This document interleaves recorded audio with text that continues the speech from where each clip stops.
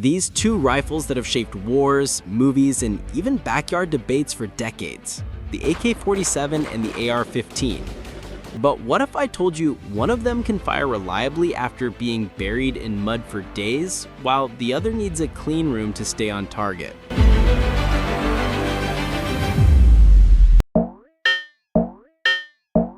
Alright, so today we're diving deep into the showdown between the AK-47 and the AR-15. These are two of the most famous rifles out there, and people argue about which one's better all the time. The AK-47 comes from Russia, designed back in the 1940s, and it's known for being tough as nails.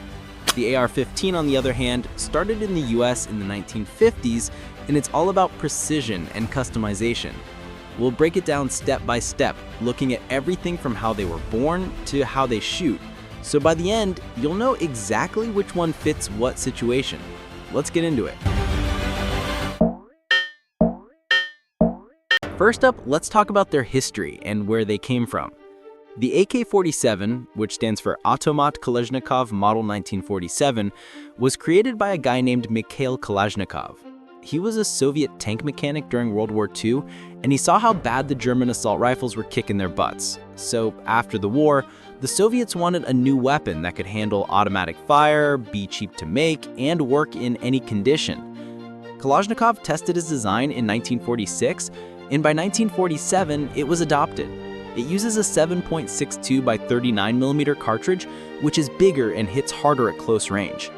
Over the years, it's been produced in over 100 million units worldwide, and it's the go-to rifle for armies in places like Africa, the Middle East, and Eastern Europe. You see it in conflicts from Vietnam to Afghanistan because it's simple and doesn't break easily. Now, the AR-15 was designed by Eugene Stoner for Armalite in the late 1950s. The US military was looking for something lighter than their old M1 Garand, and they wanted it to fire the 5.56 by 45mm NATO round, which is smaller and lets soldiers carry more ammo. It evolved into the M16 for the military, but the AR-15 is the civilian version. About 20 million have been made, mostly in the US, and it's popular for hunting, sport shooting, and home defense. The AR platform has been in every major US conflict since Vietnam, but it had early issues in the jungle that got fixed later. So the AK is like the rugged workhorse from the Cold War era, while the AR is the high-tech answer from the West, each born from different needs in warfare. Next, design and how they work inside. The AK-47 uses a gas-operated system with a long stroke piston. When you fire, gas from the bullet pushes a piston that's attached to the bolt carrier, which cycles the action. This setup is loose-fitting with tolerances up to 0.01 inches, so dirt and grime don't jam it up as much. The receiver is stamped steel, making it heavy at about 9.5 pounds unloaded, but super durable. It's got a chrome-lined barrel that's 16.3 inches long, and the overall length is 34.3 inches. Its fire selector is on the right side with safe, auto, and semi-auto modes. It's got wooden furniture, usually like the stock and handguard, which feels old school. In contrast, the AR-15 uses direct impingement, where gas goes straight into the bolt carrier through a tube. This makes it lighter, around 6.5 pounds unloaded, because the upper and lower receivers are aluminum. The barrel is often 16 inches for civilian models, and the total length is about 35 inches. It's modular, so you can swap parts easily, change the stock, add optics, or even switch calibers. The controls are ergonomic with the safety on the left side for right-handed shooters, and it fires in semi-auto for civilians, though military versions have burst or full auto. The AK's design prioritizes simplicity with fewer parts, about 100 total, while the AR has around 120 parts, but allows more tweaks. Think of the AK as a basic truck that runs forever, and the AR as a sports car you can upgrade piece by piece. Now, reliability. That's where a lot of the debate heats up. The AK-47 is legendary for working in extreme conditions. It can handle temperatures from -50 to 122 degrees Fahrenheit, and tests show it firing after being submerged in water or covered in sand. In one famous test by the US military in the 1960s, an AK kept going after 15,000 rounds with no cleaning, while others failed. Its loose tolerances mean carbon buildup or debris just gets pushed out. but that same looseness can cause parts to wear faster over time, like after 100,000 rounds, the barrel might need replacing. The AR-15 is reliable too, but it needs more maintenance. Early M16s in Vietnam jammed because of poor ammo and no chrome lining, but modern ARs have fixed that with better materials. They can go 5,000 to 10,000 rounds between cleanings if you use good lube, but in dusty environments like Iraq, soldiers reported jams if not cleaned daily.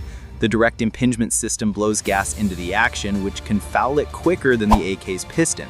But with proper care, an AR can last 20,000 rounds or more before major issues.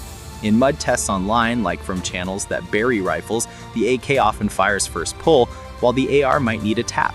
So if you're in a survival situation or war zone with no tools, AK wins hands down. But for range days or hunting where you clean it regularly, the AR holds up just fine. Accuracy is another big difference. The AK-47 isn't built for pinpoint shots.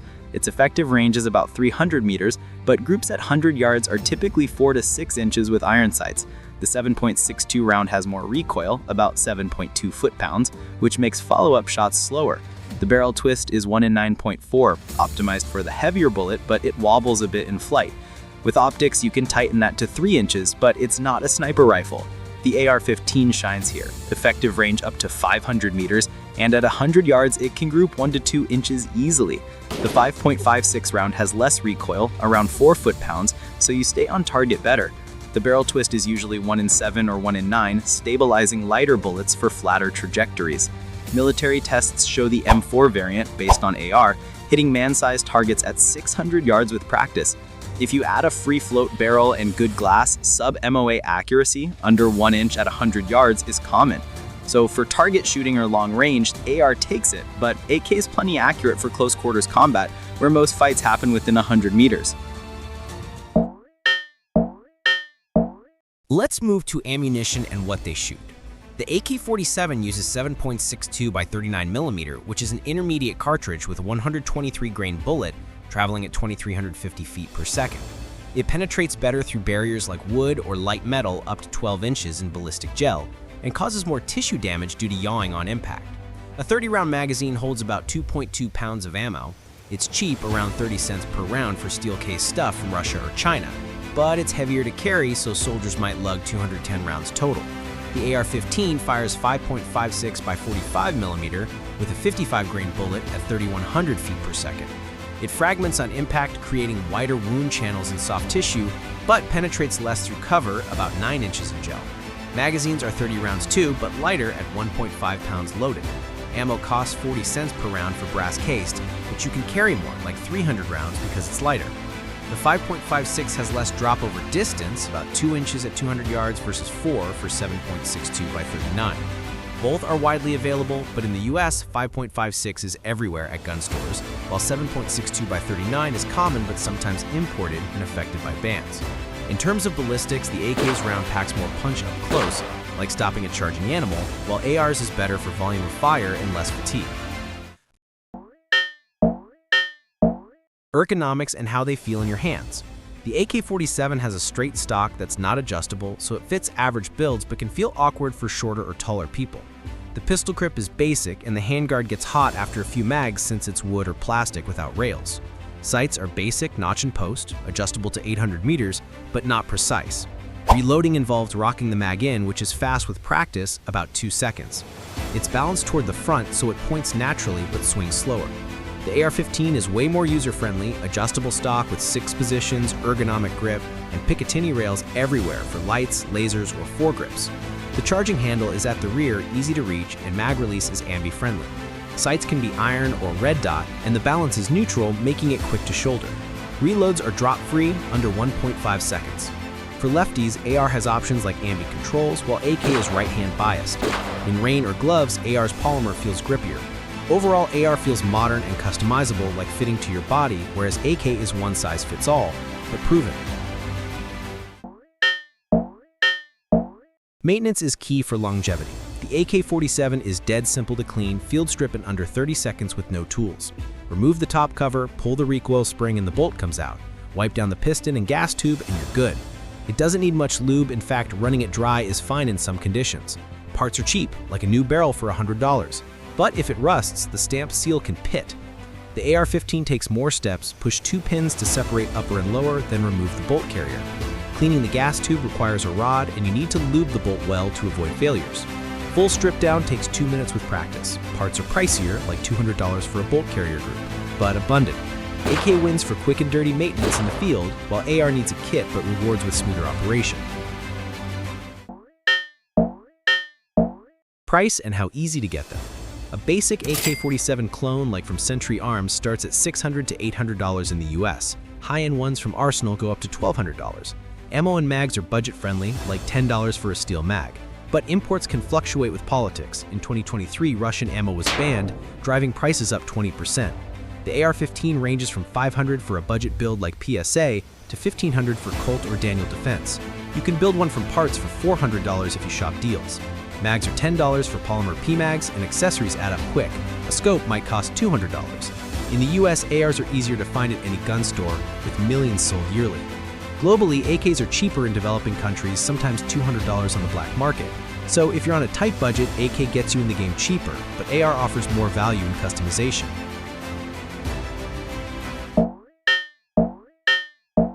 Who uses them and what scenarios? Militaries love the AK. Russia, China, over 50 countries issue it. In asymmetrical warfare, like insurgents in Syria, its reliability keeps it firing with scavenged ammo. Civilians use it for hunting big game or plinking. The AR-15 is the US military's base for M4 carbines, used in special ops for its accuracy. Police SWAT teams prefer it for modular setups. Civilians buy it for target shooting, competitions like 3-gun or self-defense. In mass shooting stats, ARs appear more due to popularity, but both have been misused. For home defense, AR's lighter recoil and accessories make it easier, while AK's power suits open areas.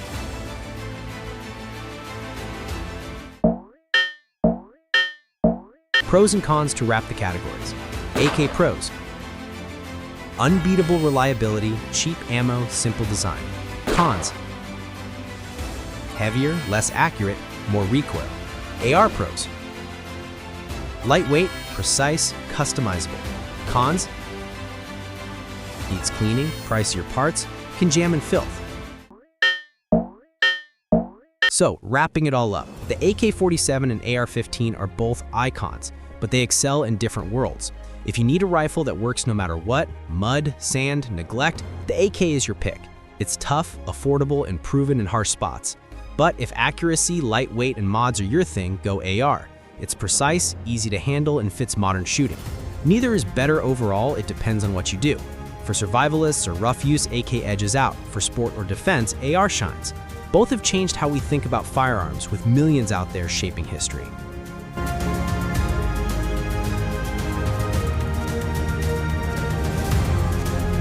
Hit that subscribe button for more gun breakdowns.